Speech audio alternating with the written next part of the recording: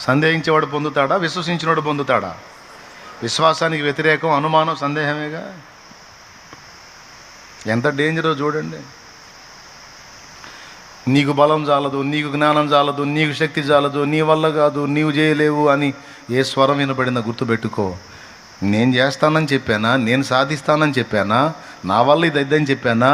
ఇవన్నీ నా వల్ల కాదు, నాకెవరు తోడై ఉన్నారో ఆయన వల్ల జరిగిద్దని చెప్తున్నాను నేను. నా దేవుడు బలవంతుడు అని చెప్తున్నా, నా దేవుడు జ్ఞానవంతుడు, నా దేవుడు శక్తివంతుడు, ఆయన నన్ను గెలిపించగలవాడు, ఆయన నాకు తోడై ఉన్నాడు, ఆయనను బట్టి నా ధైర్యం